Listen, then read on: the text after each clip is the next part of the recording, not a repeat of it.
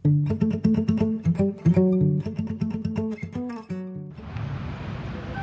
semuanya, perkenalkan nama saya Veresia Nasha, Prodi Ilmu Komunikasi, Universitas Tanjung Pura, NIM E110119111. Di sini saya akan membahas atau menjelaskan tentang 25 teori komunikasi. Langsung saja kita jelaskan. Hai, jadi sesuai perjanjian, saya akan membahas tentang 25 teori komunikasi. Sebelum itu, sebagai anak komunikasi, saya mau cerita dulu nih. Tadi saya baru habis bangun tidur, terus saya langsung ngetek video gitu, sesuai perjanjian. Yaudah, kita langsung ya. Yang pertama yaitu teori Laswell. Laswell ini menemukan model komunikasi. Ini sangat sederhana dan sampai sekarang masih bisa dipakai. Sebagai model komunikasi dasar, yaitu menggunakan kata who, what, when, why, where, dan how. Kedua yaitu teori behaviorisme yang ditemukan oleh John D. Watson. Menurutnya komunikasi adalah mencangkup semua perilaku, tindakan, balasan terhadap suatu rangsangan atau stimulus. Yang ketiga yaitu teori informatif. Teori informatif ini dikemukakan oleh Shannon. Shannon mengatakan teori informatif adalah salah satu teori klasik, di mana teori ini menitikberatkan pada komunikasi.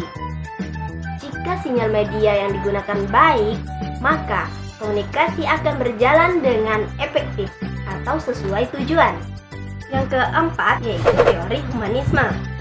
Teori humanisme dikemukakan oleh M. Kleiner pada tahun 1977, di mana teori ini lebih menekankan pada pengawasan dan tanggung jawab bersama peserta didik, agar peserta didik ini dapat menyesuaikan diri di dalam lingkungan masyarakatnya. Kelima yaitu teori agenda. Teori agenda ini dikemukakan oleh MC Combs. MC Combs mengatakan, jika media menekankan pada suatu peristiwa, maka media tersebut akan membawa masyarakat menganggap bahwa peristiwa itu penting. Dalam hal ini, bisa dikatakan kalau media itu mempunyai efek yang sangat kuat dalam mempengaruhi asumsi masyarakat.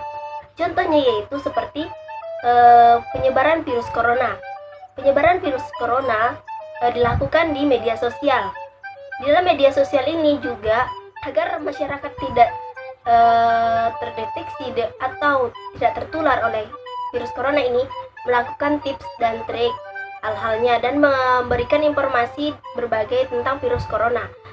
Maka masyarakat menganggap bahwa semua itu yang diberikan oleh media itu sangat penting karena terkait informasi yang akurat dan bagi berkepentingan juga bagi diri dia.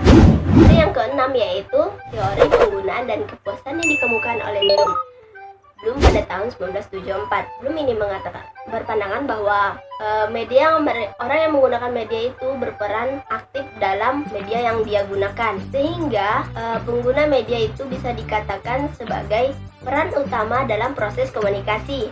Contohnya yaitu seperti kita belajar online. Yang pertama yang memulai komunikasi tersebut yaitu dosen. Dosen ini berperan aktif dalam penggunaan media tersebut, hinggalah memulailah proses komunikasi antar mahasiswa dan dosen. Seperti itu. Yang ketujuh yaitu teori kontemporisme. Teori kontemporisme ini dikemukakan oleh Piaget. Piaget mengatakan bahwa manusia memiliki pandangannya sendiri terhadap kenyataan, sehingga mereka akan mencari fakta yang ada yang diberitakan oleh media. Yang ke-8 yaitu teori nativisme dikemukakan oleh Chomsky. Chomsky berpandangan bahwa manusia satu-satunya makhluk Tuhan yang bisa berkomunikasi melalui verbal. Di sisi lain, bahasa merupakan salah suatu yang sangat kompleks, hingga manusia senantiasa belajar berkomunikasi dengan makhluk lain. Yang 9 yaitu teori sibernetik. Teori sibernetik dikemukakan oleh Wiener. Wiener berpandangan bahwa sibernetik ini merupakan suatu sistem pengontrol pada komunikasi antar sistem dengan lingkungan dan sistem itu sendiri dan dengan sistem yang lain. Yang ke-10 yaitu teori ketergantungan. Teori ketergantungan ini dikemukakan oleh Sandra. Sandra mengemukakan bahwa teori ini lebih terletak pada masyarakat yang struktural, di mana masyarakat ini sangat dipengaruhi oleh media massa. Nah, pada komunitas modern pada saat ini, masyarakat menganggap bahwa media massa ini sangat berperan aktif dalam mencapai suatu tujuan. Contohnya seperti pada zaman sekarang, orang sangat tergantung pada media massa. Nah, sekarang kan adanya handphone, di mana handphone itu tersebut memiliki media massa yang dapat digunakan oleh manusia untuk mencapaikan suatu proses tujuannya seperti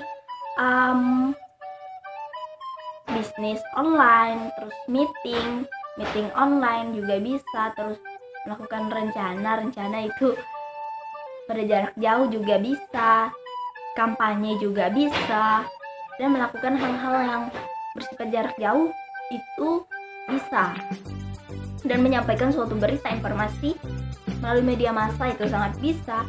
Nah, pada intinya media massa ini memiliki sifat yang detail, simple, dan tepat sasaran kepada audiens jika dilakukan komunikasi yang baik terhadap sasarannya. Yang ke-11 yaitu teori konservasi. Teori konservasi ini dikemukakan oleh George Brenner. George Brenner membahas tentang efek media massa, di mana media massa ini sangat kumulatif dan berdampak pada tatanan sosial dan budaya masyarakat dan tidak lebih ke personal orang lain. Intinya, efek media massa ini lebih ke struktural masyarakat dan budaya yang ada di masyarakat, sehingga tidak menyebabkan lebih kepada individu masyarakat. Seperti itu. Yang ke-12 yaitu teori Spiral of Silence. Teori Spiral of Silence dikemukakan oleh Elizabeth.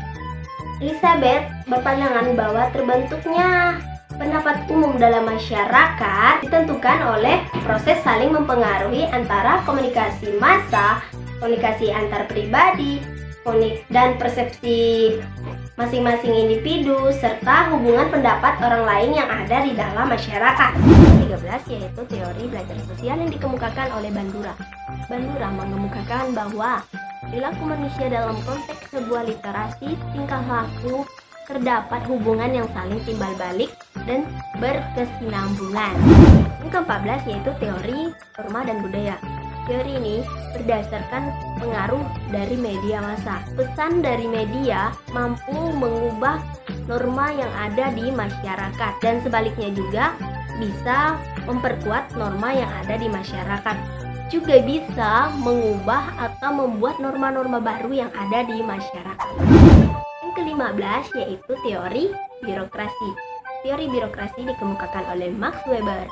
Max Weber mengemukakan bahwa teori birokrasi ini mengungkapkan bahwa birokrasi ini sering digunakan dalam komunikasi organisasi sehingga organisasi tersebut berjalan dengan efektif. Yang ke-16 yaitu teori pengharapan nilai yang bertujuan untuk mengetahui pengaruh pengguna terhadap massa yang dinilai pentingnya bagi pengguna. Yang ke-17 ini yaitu teori struktural fungsional yang dikemukakan oleh Auguste Comte. Nah, teori ini dipengaruhi oleh pemikiran biologis yang menganggap masyarakat saling ketergantungan akibat dari konsekuensinya bertahan hidup. Yang ke-18 yaitu teori diskusi inovasi. Diskusi inovasi ini dikemukakan oleh Rogers pada tahun 1961. Teori ini menjelaskan bagaimana cara inovasi disampaikan melalui saluran-saluran tertentu kepada anggota masyarakat dari sistem sosial. Yang ke-19 yaitu teori sikap atau standpoint. Teori ini dikemukakan oleh Harding. Harding menjelaskan salah satu cara terbaik untuk mengetahui dunia yaitu dengan memandang sudut pandang wanita, dan standpoint sendiri adalah tempat di mana untuk memandang dunia wanita. Yang ke-20 yaitu teori classical conditioning. Classical conditioning ini dikemukakan oleh Fallow. Fallow mengatakan bahwa belajar merupakan suatu proses yang terjadi karena adanya syarat-syarat. Contohnya yaitu seperti teman kita, si cowok ini ingin mendaftar menjadi polisi. Nah, syarat-syarat menjadi polisi yaitu salah satunya seperti yang kita tahu itu bertubuh tinggi dan badannya pasti nggak gendut, terus pasti kurus. Nah, jadi agar dia memenuhi syarat-syarat tersebut, sementara badan dia ini tidak memenuhi syarat-syaratnya, ya udah dia akan berusaha untuk memenuhi syarat-syarat itu dengan cara berolahraga, diet, dan semacamnya. Yang ke-21 yaitu teori komunikasi 2 tahap. Teori komunikasi 2 tahap membahas tentang efek media dari pertama kali dilakukannya pemilihan umum atau kampanye pada tahun 1940, atau bisa kita katakan yaitu teori ini biasa dilakukan pada tahapan yang berulang-ulang. Yang ke-22 yaitu teori administrasi. Teori administrasi ini membahas tentang menyampaikan suatu komunikasi secara timbal balik antar anggotanya. Contohnya seperti kita berdiskusi tentang suatu pelajaran tapi pada kelompok kita. Yang ke-23 yaitu teori systematic behavior. Systematic behavior mengungkapkan bahwa kebutuhan atau keadaan yang terdesak oleh motif, tujuan, dan maksud harus dimiliki oleh orang yang sedang belajar. Yang ke-24 yaitu teori connection. Teori connection ini mengungkapkan bahwa masing-masing organisme apabila bertemu dengan orang baru, maka akan ada hubungan timbal balik, reaksi antara hubungan. Yang terakhir yaitu teori operant conditioning. Operant conditioning ini merupakan suatu proses pemberian motivasi kepada suatu perilaku yang kemudian akan mengakibatkan perilaku tersebut bisa terulang atau menghilang sesuai keinginannya.